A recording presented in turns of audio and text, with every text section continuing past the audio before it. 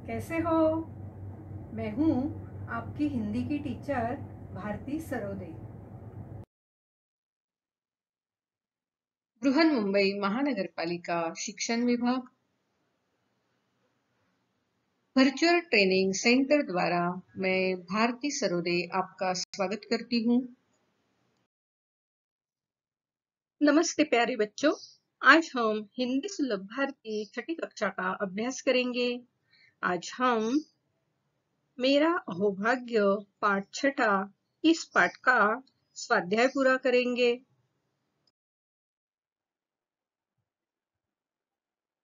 पाठ की शुरुआत में नाम तुम्हारे इस शीर्षक के अंतर्गत चित्र देखकर उचित सर्वनाम गोल में लिखो। सर्वनाम है तू, मैं, वह, यह, क्या, जैसा वैसा, अपने आप। अब इन सर्वनामों का उपयोग करने से पहले हम सर्वनाम के भेद को जान लेते हैं। सर्वनाम के भेद। पहला, पुरुषवाचक सर्वनाम जैसे मैं, हम, वक्ता द्वारा खुद के लिए, तुम और आप सुनने वालों के लिए, और यह, वह, ये, वे किसी और के बारे में बात करने के लिए आदि। इनके उदाहरण देखते हैं। मैं घर जाना चाहती हूँ। हम दो, हमारे दो, तुम बहुत अच्छे हो। दूसरा, निजवाचक सर्वनाम वक्ता ने खुद के लिए, स्वयं और अपने आप का प्रयोग कामों को खुद से जोड़ने के लिए किया। उदाहरण, मैं अपने कपड़े स्वयं धो लूंगा। मैं वहां अपने आप चला जाऊंगा। तीसरा प्रकार है निश्चयवाचक सर्वनाम। यह, वह, ये, वे आदि का इस्तेमाल वस्तु, व्यक्ति आदि की निश्चितता का बोध कराने के लिए किया गया है, अतः ये निश्चयवाचक सर्वनाम कहलाएंगे। इनके भी हम उदाहरण देखते हैं। यह कार मेरी है। वह गमला है। ये पुस्तकें मेरी है। वे मिठाइयाँ है। चौथा प्रकार अनिश्चयवाचक सर्वनाम। कुछ, कोई हमें वस्तु या व्यक्ति की निश्चितता का बोध नहीं हो रहा है, अतः कुछ, कोई आदि शब्द अनिश्चयवाचक सर्वनाम के श्रेणी में आते हैं। उसके उदाहरण देखो। मुझे कुछ खाना है। कुछ खाना है, निश्चित क्या खाना है पता नहीं है। कोई आ रहा है। कोई आ रहा है, कौन है इसके बारे में निश्चित कोई जानकारी नहीं है। पांचवा प्रकार प्रश्नवाचक सर्वनाम। कौन, क्या, कब, कहा आदि शब्दों का प्रयोग करके किसी व्यक्ति या वस्तु के बारे में जानने की कोशिश की जा रही है, अतः ये प्रश्नवाचक सर्वनाम की श्रेणी में आएंगे। उनके उदाहरण देखते हैं। उदाहरण, देखो तो कौन आया है। आपने क्या खाया है। तुम बाजार कब जा रहे हो। मेला कहाँ लगा है। छठा प्रकार है संबंधवाचक सर्वनाम। जो, सो, वो, जैसे, वैसे, जैसा, वैसा इन शब्दों का प्रयोग करके किसी वस्तु या व्यक्ति में संबंध बताया जा रहा है, अतः ये शब्द संबंधवाचक सर्वनाम के श्रेणी में आते हैं। आओ उनके उदाहरण देखते हैं। उदाहरण, जैसी करनी वैसी भरनी। जैसा बोओगे वैसा काटोगे। तो आज हमने सर्वनाम के जो भेद है, प्रकार है, उनके बारे में भी जानकारी ले ली है। यह बात आप ध्यान में रखना। अब हम चित्र को देखकर कौन सा सर्वनाम लिखना है यह देखते हैं। यहाँ अकेला है, खुद के बारे में बता रहा है, इसलिए यहाँ सर्वनाम आएगा मैं। यहाँ दोनों है और लड़की उसके बारे में बात कर रही है तो सर्वनाम आएगा तू। यह फूलदान है, बिल्कुल नजदीक है, इसलिए यह फूलदान। अब यहाँ पहले बीज था, उसमें से अपने आप अंकुर निकल आए हैं, इसलिए यहाँ आएगा अपने आप। यह लड़का दूर दिखाई देने वाले घर के पेड़ के बारे में बता रहा है, इसलिए यहाँ आएगा वह पेड़, वह घर। यहाँ ये दोनों लड़कियां जुड़वा दिख रही है, बिल्कुल सेम टू सेम है, इसलिए यहाँ आएगा जैसा वैसा। यह लड़की लड़के को कुछ सवाल पूछ रही है, इसलिए यहाँ आएगा क्या। अध्ययन कौशल इस शीर्षक के अंतर्गत पाठ्य पुस्तक में आए हुए कठिन शब्दों के अर्थ वर्ण क्रमानुसार शब्दकोश में देखो। अब हम क्या करते हैं, हमारा जो पाठ है मेरा अहोभाग्य, इस पाठ में आए ही कुछ नए शब्द जो है उन्हें पहले लिख लेते हैं। संस्मरण, मध्याह्न, उल्लसित, वार्तालाप, दल, मानसिक, संसर्ग, सृष्टि, सघन, अनुभूति, उपवन, बकुल।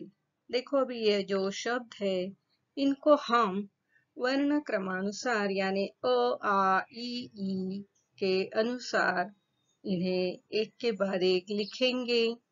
वो देखते हैं इन्हें एक के बाद एक किस तरह लिखा जाना चाहिए। सबसे पहले इसमें से कौन सा शब्द आएगा बताओ तो।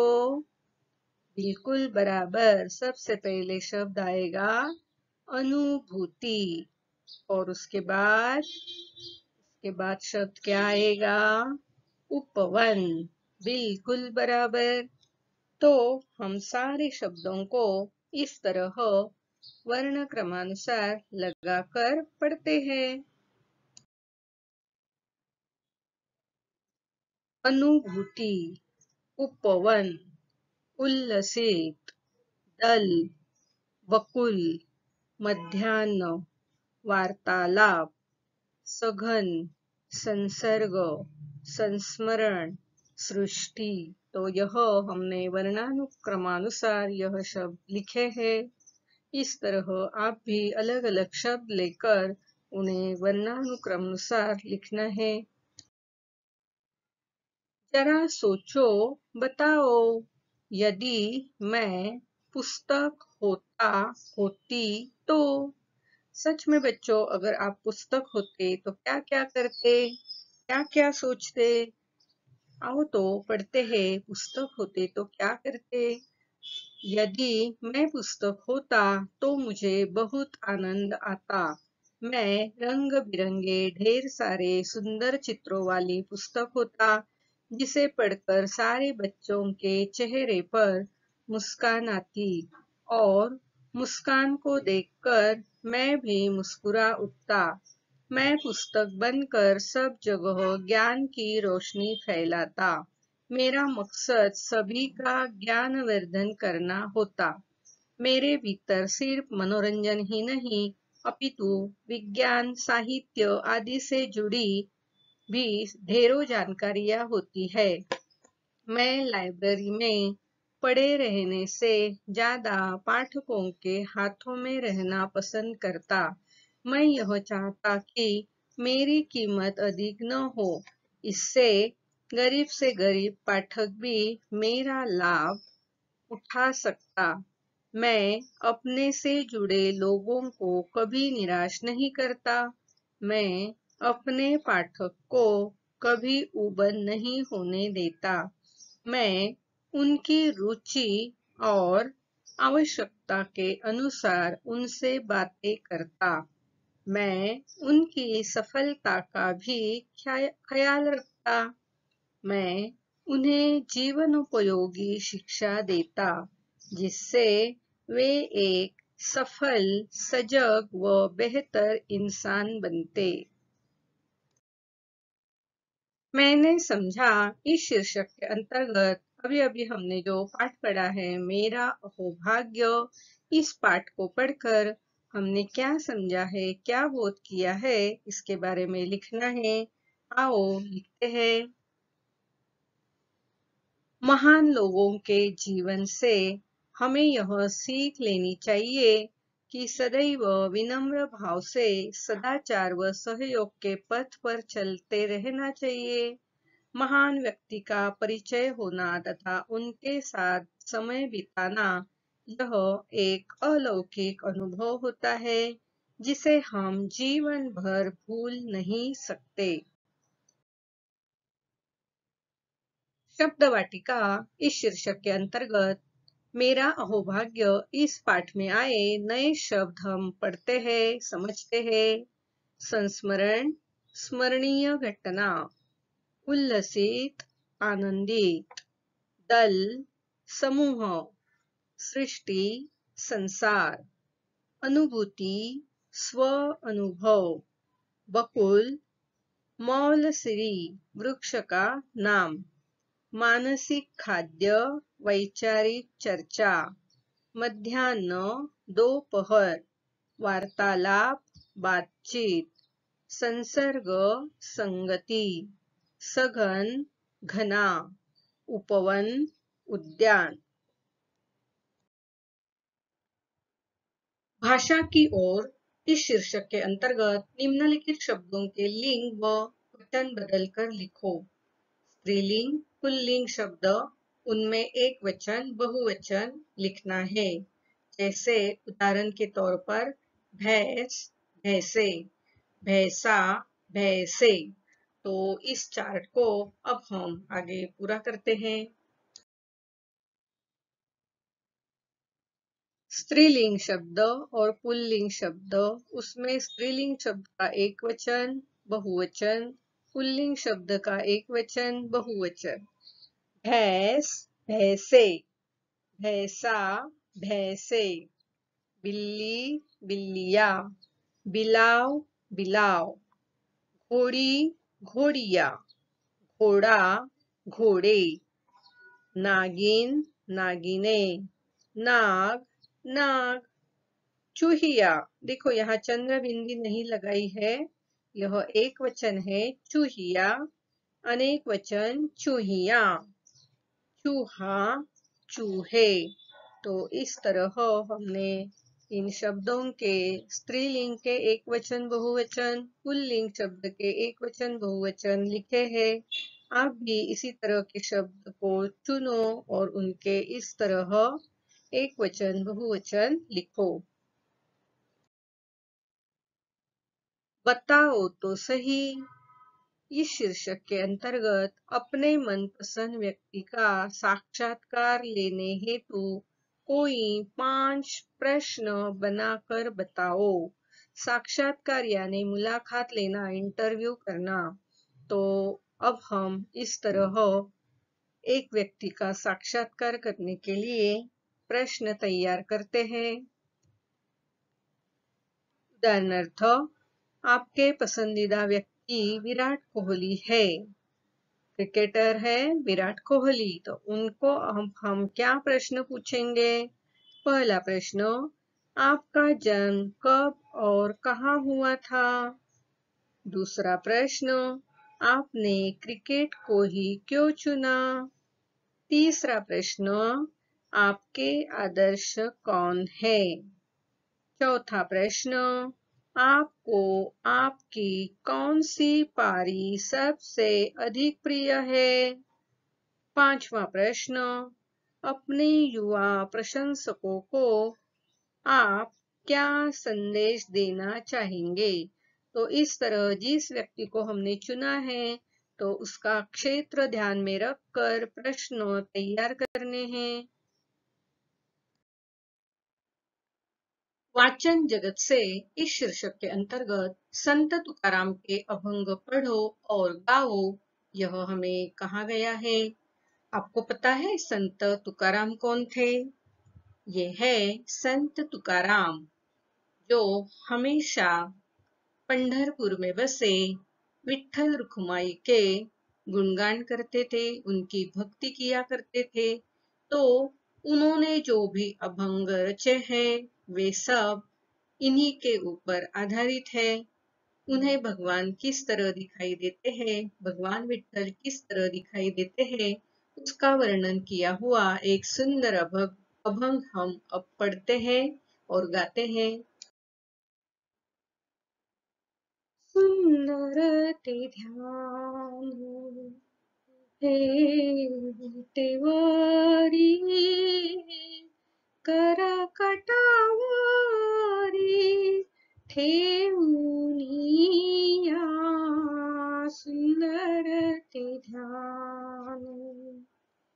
तुळशी हार गळा कासे पीतांबर, आवडे निरंतर तेची रूप, सुंदर ते ध्यान। मकर कुंडले तळपती श्रवणी, कंठी कौस्तुभमणी विराजित, सुंदर ते ध्यान।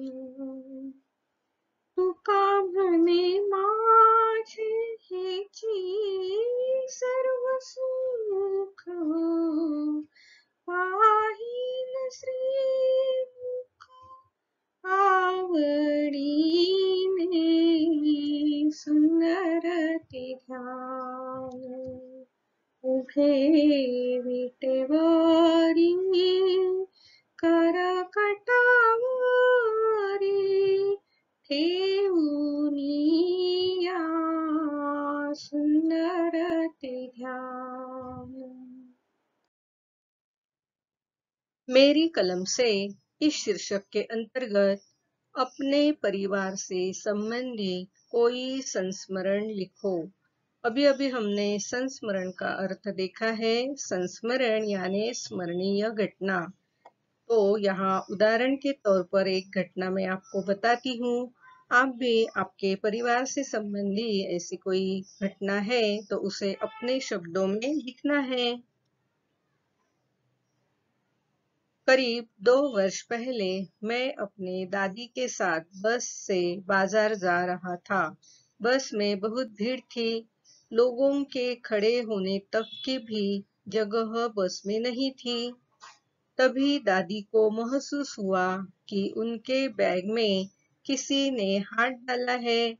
दादी ने एक लड़के का हाथ पकड़ लिया। दादी बिना शोर मचाए अगले स्टॉप पर उस लड़के को लेकर उतर गई। वह करीबन 14 वर्ष का लड़का था। पकड़े जाने पर वह जोर जोर से रोए जा रहा था। उसने बताया कि उसकी माँ बहुत बीमार है, उसके पास इलाज के पैसे नहीं है, इसलिए उसने चोरी की कोशिश की। दादी ने लड़के के घर जाकर जांच की तो पता चला कि उसकी माँ बहुत बीमार है। गरीबी की वजह से वह इलाज नहीं करा सकती। दादी ने उसकी मदद की। दादी ने मेरे चेहरे पर प्रश्न चिन्ह देखकर मुझे समझाया कि हमें गरीबों की मदद करनी चाहिए। एक वाक्य में उत्तर लिखो।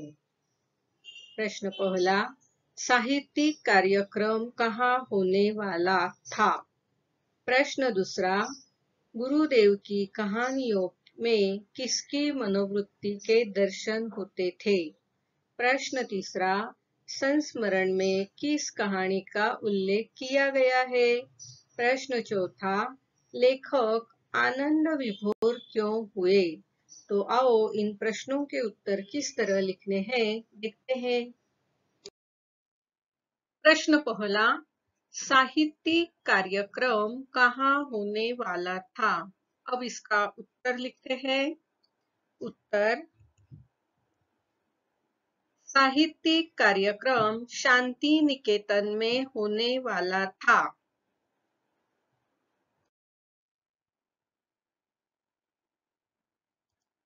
प्रश्न दूसरा, गुरुदेव की कहानियों में किसकी मनोवृत्ति के दर्शन होते थे? उत्तर, गुरुदेव की कहानियों में ग्रामीण जनता की मनोवृत्ति के दर्शन होते थे। प्रश्न तीसरा, संस्मरण में किस कहानी का उल्लेख किया गया है? उत्तर, संस्मरण में काबुलीवाला कहानी का उल्लेख किया गया है।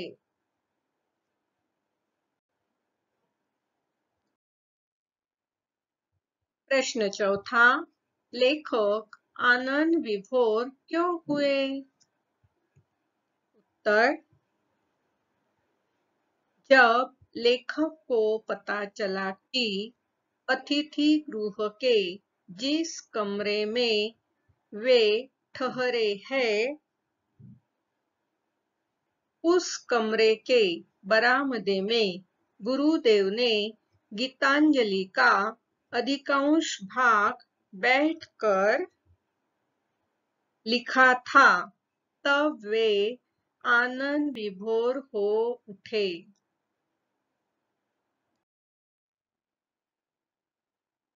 स्वयं अध्ययन इस शीर्षक के अंतर्गत महान विभूतियों की सूची बनाकर उनके कार्यों का उल्लेख करते हुए निबंध लिखो। अब देखो बच्चों, पहले हम कुछ महान विभूतियों की सूची बनाते हैं, फिर उनके बारे में निबंध लिखते हैं। ये देखो, ये है महान विभूतियों की सूची। उसमें पहले है महात्मा गांधी, दूसरे स्वामी विवेकानंद, तीसरे सुभाष चंद्र बोस, चौथे आचार्य विनोबा भावे, पांचवे रविंद्रनाथ टैगोर। अब हम इसके बारे में एक निबंध लिखते हैं। महान विभूतियां संसार में लोगों की सेवा करने के लिए ही जन्म लेती है। गांधी जी, विवेकानंद, सुभाष चंद्र बोस, विनोबा भावे, टैगोर जैसे अनेक लोगों ने अपने जीवन के अंतिम समय तक समाज सेवा का कार्य किया। इनके जीवन का मुख्य उद्देश्य देश में सुख शांति की स्थापना करना था। इन्होंने जीवन भर खुद कष्ट झेलकर दूसरों को सुख प्रदान किए। ऐसी महान विभूतियां सिर्फ अपने फायदे की बात नहीं सोचती, बल्कि ये सारे संसार को अपना परिवार मानती है। इन विभूतियों ने अपने कार्यों के द्वारा लोगों के दिलों में सदा सदा के लिए अपना स्थान बना लिया है। रविंद्रनाथ टैगोर ने अपने लेखन कार्य से भारतीय साहित्य में नई जान डाल दी। उनके लेखन कार्य की पूरे विश्व में सराहना होती है। अंग्रेजों ने रविंद्रनाथ टैगोर के उनके अमूल्य साहित्यिक योगदान व बेहतरीन रचना के लिए सर की उपाधि दी थी। रविंद्रनाथ टैगोर ने अपनी रचनाओं से हिंदुस्तान का नाम और गौरवान्वित किया है। रविंद्रनाथ टैगोर ने भारत के राष्ट्रगीत की रचना की। राष्ट्रगीत के रूप में उन्होंने जो भेंट देश को दी वह अद्वितीय है। सदैव ध्यान में रखो क्या ध्यान में रखना है? उल्लेखनीय कार्य ही व्यक्ति को महान बनाते हैं। तो इसके बारे में हम 2-4 लाइनें लिखते हैं। संसार में प्रत्येक व्यक्ति की पहचान उसके किए गए कार्यों से ही होती है। भारतीय आदर्शों में कर्म को प्रधानता दी गई है। यदि कर्म अच्छे होंगे तो फल भी अच्छा मिलेगा। व्यक्ति अच्छे कर्मों से ही महान बनता है। इसलिए उल्लेखनीय कार्य ही व्यक्ति को महान बनाते हैं। आई बात समझ में बच्चों? विचार मंथन इस शीर्षक के अंतर्गत हे विश्वची माझे घर, यह जो सुवचन हमें दिया है इसका हमें विस्तार करना है। तो देखते हैं। विश्व यानी पूरी दुनिया, माझे घर इसका मतलब मेरा घर, तो पूरी दुनिया मेरा घर है। इसके आधार पर हमें विस्तार करना है। तो आओ इसके बारे में लिखते हैं। मराठी में लिखी इस उक्ति के लिए संस्कृत में एक उक्ति है, वसुधैव कुटुंबकम, अर्थात संपूर्ण विश्व ही मेरा घर है। बोली भाषा, जाति धर्म, रंग, संस्कृति, सरहद आदि के आधार पर हम भले ही अलग अलग हो, पर सबसे पहले हम इंसान हैं। विश्व के प्रत्येक व्यक्ति को एक दूसरे की आवश्यकता है। ऐसे में भेदभाव की दीवार को तोड़कर हम सभी को एक होना चाहिए।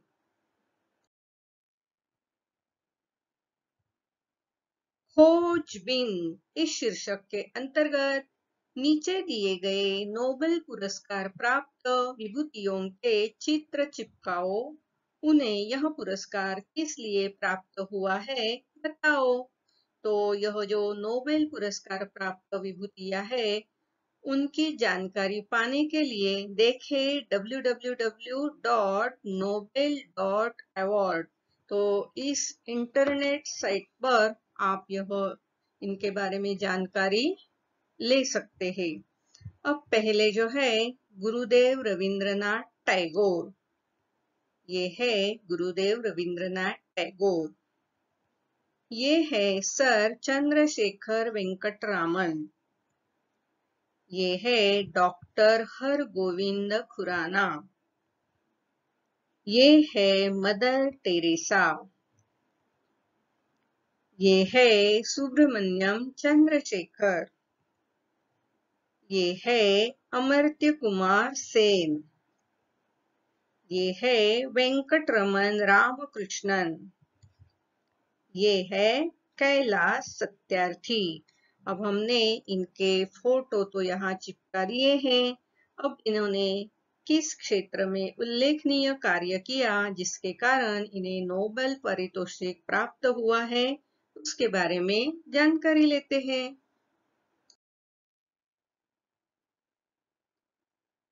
एक, गुरुदेव रविंद्रनाथ टैगोर गीतांजलि साहित्य पुरस्कार।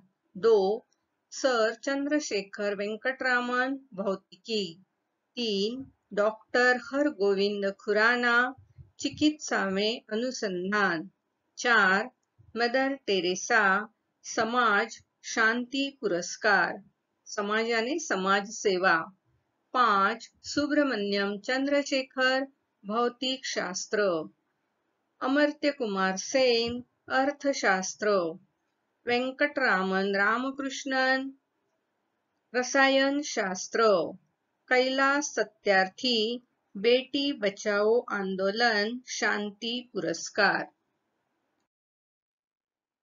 प्यारे बच्चों, आज हमने मेरा अहोभाग्य इस पाठ के अंतर्गत और अंत में आए स्वाध्याय को पूरा किया है। लेकिन थोड़ा सा अलग स्वाध्याय मैं आपको घर पर पूरा करने के लिए दे रही हूँ। इसे अपनी कॉपी में पूरा करना। स्वाध्याय प्रश्न पहला, एक वाक्य में उत्तर लिखो। पहला प्रश्न, शांति निकेतन अतिथि भवन कहाँ बनाया गया था? दूसरा, डॉक्टर ने मिलने के लिए कितना समय दिया था? तीसरा, गुरुदेव की किस कहानी का सारे भारतीय भाषाओं में अनुवाद किया गया था? चौथा, गुरुदेव किस भाषा में लिखा करते थे? पांचवा, गुरुदेव की किस किताब को नोबेल पारितोषिक मिला था? प्यारे बच्चों, आज हमने छठा पाठ मेरा सौभाग्य इस पाठ के अंतर्गत और अंत में दिए स्वाध्याय को पूरा किया है। अब हम अगले वीडियो में नए पाठ के साथ मिलते हैं। आज आपने यह वीडियो कंप्यूटर, लैपटॉप या मोबाइल पर देखा होगा।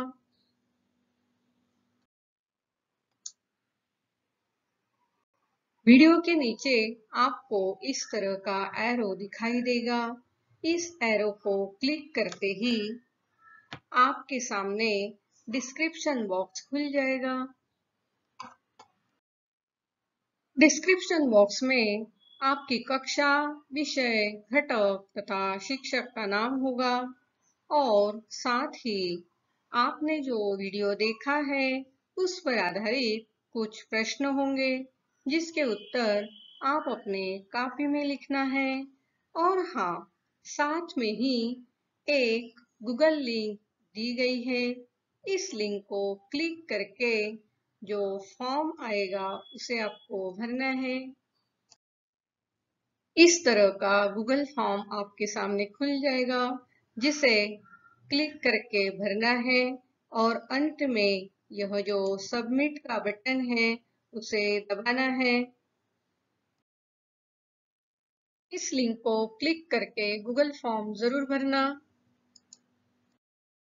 और हाँ, अगली बार वीडियो देखने के लिए छठी कक्षा का ये थंबनेल जरूर याद रखना। मेरा ये वीडियो आपको जरूर पसंद आया होगा, तो इस वीडियो को लाइक कीजिए, शेयर कीजिए, सब्सक्राइब कीजिए। मेरा ये वीडियो ध्यान से देखने के लिए आप सभी को बहुत बहुत धन्यवाद।